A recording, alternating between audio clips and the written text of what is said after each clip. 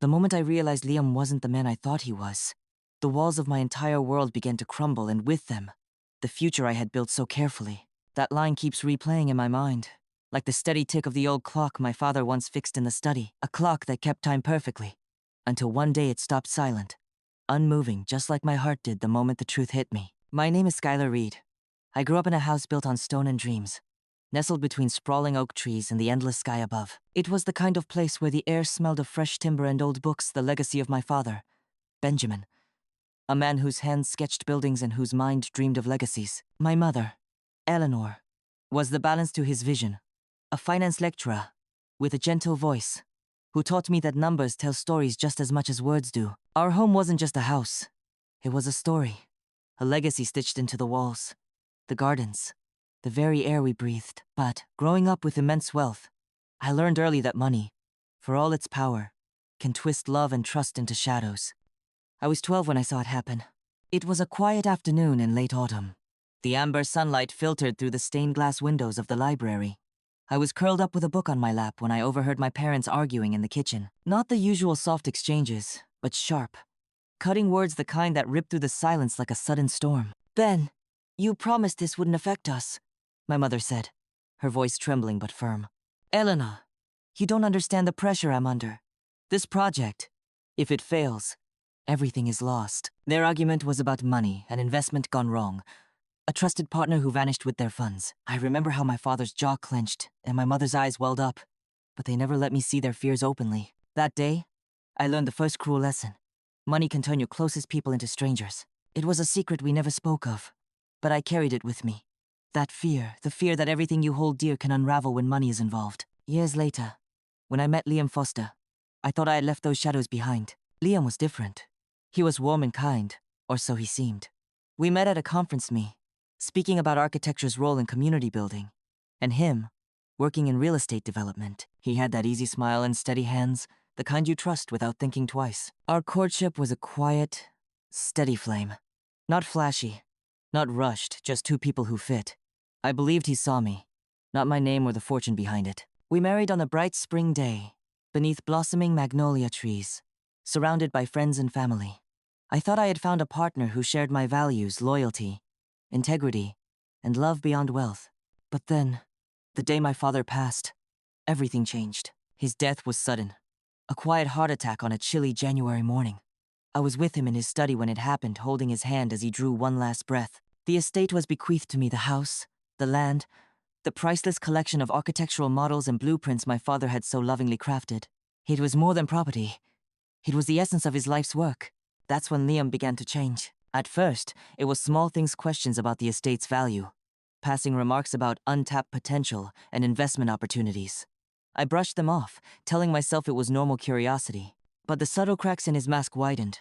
I started noticing late-night phone calls he hid from me, strange meetings that left him distracted. I found documents he'd left carelessly in the study contracts, letters from lawyers, suspicious inquiries about the estate's holdings. One night, I confronted him. "Liam, what's going on?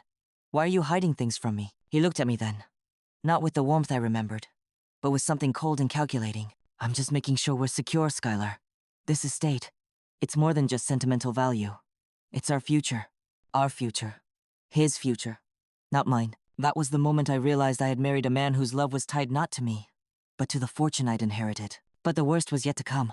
Liam's greed led him down a dangerous path, trying to leverage my father's estate to secure loans, falsifying documents, even attempting fraud. And in the cruel irony, he fell victim to a scam himself, losing a fortune that wasn't his to lose. I watched as the man I thought I knew became a stranger, one I couldn't trust, couldn't forgive. The decision to divorce him was the hardest I ever made. Not because I didn't love him. I did once, but because I loved myself more. I had to protect my inheritance, yes, but more importantly, my peace. After the dust settled, my mother and I made a choice. We transformed our family home into something new, the Reed Estate. A venue for weddings, celebrations, new beginnings. In giving others a place to start fresh, I found my own path, one of resilience, purpose, and hard-won independence. I learned that my true worth wasn't in the estate itself, but in the strength and integrity I built to protect it. This is my story. The mornings at the Reed Estate are different now, alive with soft laughter, clinking glasses, the rustle of silk dresses brushing over polished wood floors. But it wasn't always that way. Before the wedding guests arrived, before the chandeliers sparkled and the gardens bloomed with fresh roses, there was a long, quiet silence in the house. A silence heavy with loss, with betrayal, and with questions that didn't yet have answers. I remember those early days so clearly. After Liam left, the house felt colder. The familiar creaks of the wooden floors seemed to echo louder, like ghosts wandering through the empty halls. The scent of my father's cedar desk lingered in the study, mixed with the faint trace of my mother's lavender perfume. Eleanor and I sat in the kitchen one morning, the sunlight streaming through the windows, warming the worn oak table between us. "I never imagined this day would come," she said quietly, her hands wrapped around a steaming cup of tea. "Neither did I replied, voice soft, barely above a whisper. We were both tired. Tired of the fight. Tired of the lies. Tired of watching someone we trusted turn into a stranger. But there was also something else, a shared determination. To honor my father's legacy, yes, but to create something new from the ashes of what had been broken. The idea came almost suddenly. What if the estate could be more than just a home? What if it could be a place where people begin their own stories, weddings, celebrations, milestones? My mother's eyes lit up. A spark of that old fire I remembered from her lectures. "We can make this work, Skylar. Together." And so we did. Transforming the house wasn't easy. The estate was old with history woven into every corner. But it needed care, restoration, a new life breathed into it. We spent countless hours walking through each room, peeling back layers of dust and neglect, imagining the laughter and joy that could fill these spaces once again. I remember the sound of the hammer tapping nails into new wooden beams, the smell of fresh paint mixing with aged stone and polished brass. The gardeners planted beds of roses and jasmine, their petals scenting the evening air like a promise. But as much as the estate was a physical transformation, so was I. I had to learn to trust again, not just others, but myself. Liam's betrayal left a wound, but it also forced me to look inward to find strength in my own convictions, to protect what mattered most. Our first wedding at the Reed estate was a small, intimate affair, just a handful of friends and family. The bride wore a gown my mother had helped select, soft and flowing like a dream. The groom's eyes sparkled with hope and love. As I watched them say their vows beneath the oak tree where I once played as a child, a quiet peace settled over me. This place, once a symbol of loss, had become a beacon of new beginnings. The guests laughed and danced late into the night, their joy filling every corner of the house. And for the first time in a long while, I allowed myself to believe in happiness again. But life has a way of reminding us that healing is never linear. A few months after Liam's departure, I received a call from my lawyer. The estate was tangled in a web of financial complications, old debts Liam had secretly taken on, unpaid loans, and threats from creditors. It was a cruel twist of fate. I remember sitting in the study, the walls lined with my father's blueprints, feeling the weight of the world pressing down. "How could he do this?" I whispered, tears blurring my vision. But I knew I couldn't break. Not now. With my mother's steady guidance, I fought to untangle the mess, late nights poring over documents, phone calls with banks, meetings with lawyers. It was exhausting, frustrating, but necessary. I had to protect the estate, not just for me, but for my parents' memory. Through it all, I learned something vital. Resilience isn't about never falling. It's about rising, time and time again, no matter how deep the wound. And slowly, the Reed estate began to heal. More weddings followed each one, a story of love, hope, and fresh starts. Brides twirling in the ballroom, children chasing fireflies in the garden, families gathering to celebrate life's milestones. In giving others a place to start anew, I found my own path forward. The estate became more than a business, it was a symbol of strength, a tribute to the values my parents instilled in me. Liam's greed tried to steal more than just money. It tried to steal my peace, my trust, my future. But I refused to let him win. Looking back now, I realized that what I inherited wasn't just an estate. It was a legacy of strength, love, and integrity. And in protecting it, I found myself. There was a time, early in our marriage, when I thought Liam was everything I hoped for. Steady, kind, supportive. But looking back now, I see the subtle signs I missed. The small cracks beneath the surface that I chose to ignore. It began almost imperceptibly. At first, it was the way he'd sometimes avoid my gaze when I asked about his work. A quick change of subject, a tight smile that didn't quite reach his eyes. I told myself it was just stress, the pressure of his job in real estate, juggling deals and clients. But then came the phone calls.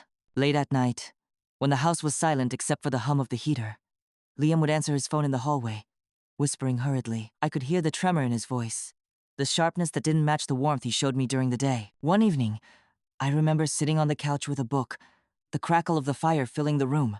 He stepped out to take a call, closing the door behind him softly, but the room didn't feel the same after that. I could hear faint murmurs. Words like investment, loan, and deadline floated under the door. When he returned, his eyes avoided mine. "Everything's fine," he said, forcing a smile. But the feeling of unease had settled deep inside me, like a shadow lurking just beyond the light. I started noticing other things: unopened letters addressed to him, hastily erased browser histories on his laptop, and a growing distance in our conversations. The easy laughter we once shared turned scarce, replaced by tension and silence. One night, I asked him directly, "Liam, what's going on? You're shutting me out." He looked at me then, eyes dark and conflicted.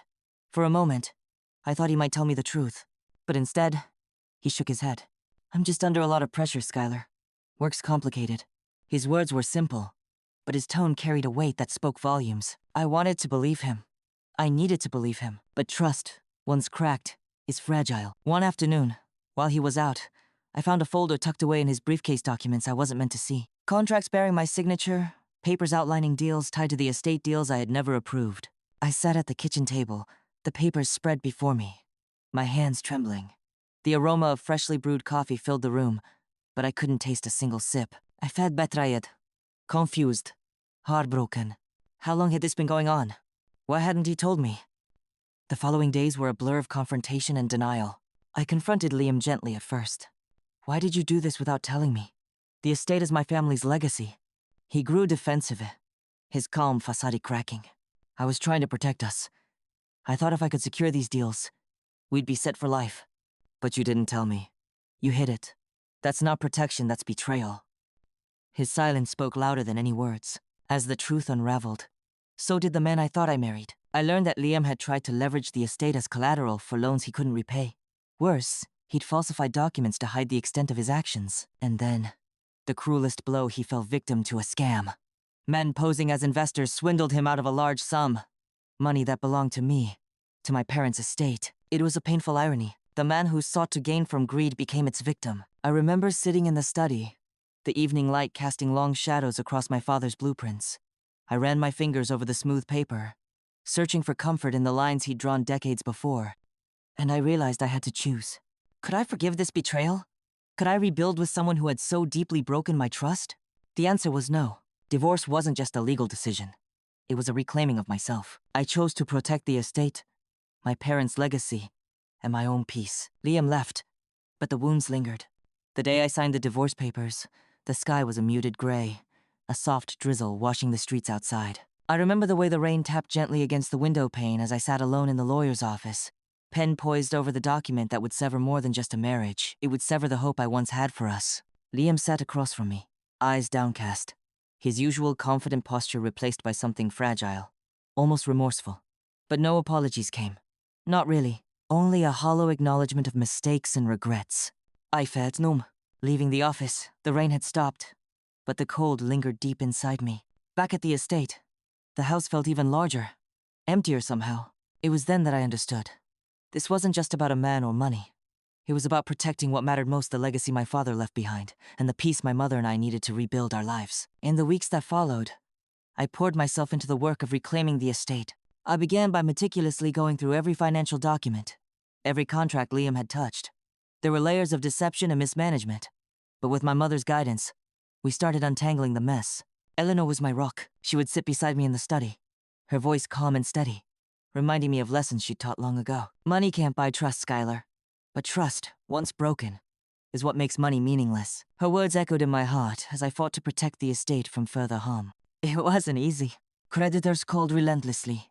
Threats came in the form of letters and emails, and I faced the painful reality that some of the wealth we'd inherited was gone. But with every challenge, I found a growing strength within myself. One afternoon, as I stood in the garden watching the sun set behind the oaks, I realized the estate needed to live again, not just as a monument to the past, but as a place where new stories could begin. That's when the idea of turning the family home into a venue for weddings and celebrations took root. I called my mother that evening. "We can create a place where love is honored, where people find hope and joy, a place for new beginnings." Eleanor's voice was filled with warmth and encouragement. "It's the perfect way to honor your father's legacy, Skylar, to build something lasting." And so, the Reed estate was reborn. We transformed the grand halls and sprawling gardens into spaces filled with light, laughter, and life. Each wedding brought a fresh energy, brides with dreams in their eyes. Families gathering to celebrate love and unity. The house, once heavy with silence and sorrow, now resonated with music and happiness. And through it all, I found healing. I discovered that true wealth isn't measured by the size of your bank account or the grandeur of your possessions. It's measured by the strength of your character, the depth of your love, and the courage to rebuild when life falls apart. In protecting the estate and creating a space for others to celebrate their most cherished moments, I found my own path to peace. My father's legacy lives on not just in the walls of the house, but in the hope and resilience it now represents. There's a particular wedding I remember, not because it was the biggest or most extravagant, but because it felt like a turning point for me. It was early summer, the garden bursting with peonies and roses. The air was thick with the scent of blossoms and freshly cut grass, and the soft hum of bees drifted lazily in the warmth. The bride, Emily, was radiant, her eyes shining with hope and a quiet joy that touched something deep inside me. Her groom, James, stood beside her with that steady, reassuring smile that made you believe in forever. As they exchanged vows beneath the ancient oak tree, I watched from the doorway of the old study, the very room where my father had drawn his dreams, and where Liam's betrayal had felt like 1,000 knives. For a moment, I let myself breathe in the scene. The laughter, the tears, the promises. It was a reminder that life, no matter how cruel or unfair, always offers new beginnings. That day, I realized something important. My worth, my peace, my happiness, none of it was tied to the estate itself. It was in the choices I made, the strength I built, and the integrity I refused to lose. Liam had tried to take everything: my trust, my inheritance, my future. But he couldn't take my resolve. The Reed estate has become more than a business or a family heirloom. It's a testament to resilience, to the power of love and renewal. And I found a new purpose, creating a space where people can celebrate life's most meaningful moments, while I continue to build a life of my own. Some days, the weight of the past still lingers. The memory of betrayal, the sting of loss. But now, those memories don't define me. They are lessons, painful, yes, but necessary. I've learned that protecting what you love sometimes means letting go of what no longer serves you. That peace isn't given, it's earned. Through courage, forgiveness, and the willingness to start again. As the seasons change, the estate blooms with life and laughter. And so do I. I've come to understand that the true legacy isn't in the bricks and mortar, but in the strength of the heart that guards it. After Liam left, the whispers started not from me, but from the people around me. Some spoke with pity, others with judgment. I heard the subtle shifts in tone when my name came up at social gatherings. Skylar Reed. What a shame, they'd say. Or, such a waste of a fortune. But the Reed estate was never just about money. It was about family, about values. I knew that to truly move forward, the truth about what happened with Liam needed to come to light not through gossip, but through facts. So I allowed the lawyers to make the necessary disclosures. The creditors, the community, and even close friends learned about Liam's deception, his reckless gambles with the estate's wealth, and his ultimate downfall. It was painful to see his name tarnished, not because I wished ill on him, but because it confirmed the betrayal. Yet, it also brought clarity. People began to understand why I had to sever ties with him, why protecting the estate meant protecting myself. My mother stood by me every step of the way. I remember one evening, sitting together in the study, the soft glow of the desk lamp illuminating Eleanor's face. "Justice isn't always about punishment," she said gently. "Sometimes it's about preserving dignity. Your dignity." Those words anchored me. The community's response surprised me. Friends and neighbors, once distant, reached out with warmth and support. Wedding bookings increased, fueled not just by the beauty of the estate, but by the story it had come to represent: resilience in the face of hardship. One of the lawyers handling the estate matters once remarked, "Skylar, you're doing more than preserving property. You're restoring faith." I felt that truth deeply. Liam's fall was a cautionary tale, a reminder of how greed can blind even the most trusted. But my story wasn't about revenge or bitterness. It was about standing tall, reclaiming control, and finding strength in integrity. The public consequences of Liam's actions cemented my resolve. There was no place for deception in my life, only transparency, honesty, and hard work. It wasn't always easy. Some nights, when the house was quiet and shadows lengthened across the floor, the pain of betrayal would resurface. But with every sunrise, I chose healing over hurt. The Reed estate, once a silent witness to loss, now echoed with laughter and celebration. And in that transformation, I found my own. Healing didn't happen overnight. It was a slow, careful journey, like tending to a garden after a harsh winter. The first shoots of green are fragile, easily crushed. But with patience, sunlight, and care, new life begins to bloom. For me, that care came in many forms: the steady presence of my mother, the laughter of guests filling the estate's halls, the quiet moments alone in the garden where I could breathe and reflect. I remember one evening, after a long day preparing for a wedding, I sat on the back porch with a cup of chamomile tea. The scent was soothing, a gentle balm to my restless mind. The sky above was a deep indigo, stars twinkling faintly through the branches of the oak trees. In that silence, I thought about all I had lost: the trust in Liam, the ease of a happy marriage, the illusion of security that money seemed to promise. But I also thought about what I had gained: strength, independence, a renewed sense of purpose. I had built something new from the ruins, not just the estate, but my own life. Forgiveness was part of that healing. Not necessarily forgiving Liam for what he did, at least. Not yet, but forgiving myself for trusting too easily, for hoping too much. I came to understand that love is complicated. It's messy and imperfect. And sometimes, love requires hard choices. I chose peace. I chose to protect what was precious: my family's legacy, my own integrity. The Reed estate thrived, becoming a sanctuary for others to celebrate love and new beginnings. Each wedding was a reminder that life goes on, that joy can be found even after heartbreak. One day, as I watched a young couple dance beneath the chandeliers, I felt a quiet contentment settle within me. It wasn't the easy happiness of a fairy tale, but something deeper, a hard-won peace born from resilience. I've learned that true worth isn't measured by wealth or possessions, but by the strength we find in adversity, the love we nurture, and the courage to begin again. My story isn't just about betrayal or loss. It's about the power of rebuilding, the grace of forgiveness, and the hope of new beginnings. And in that, I have found my freedom. Thank you for listening to my story. It's not an easy one to share, full of pain, betrayal, and difficult choices. But it's also a story of strength, resilience, and the quiet power of holding on to your integrity when everything else feels like it's falling apart. I learned that money can never replace trust, that wealth without values is fragile, and that protecting what truly matters means standing up for yourself, even when it hurts. The Reed estate isn't just a place on a map or a family legacy.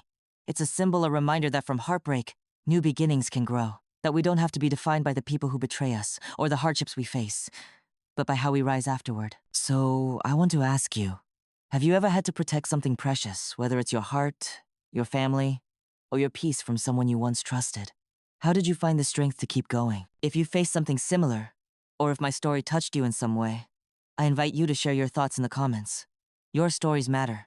They remind us all that we're not alone. And if you want to hear more stories like this, stories about real people, real struggles, and the power of resilience, please subscribe and support the channel. Together, we can create a space where voices are heard, lessons are shared, and healing begins. Thank you for being here.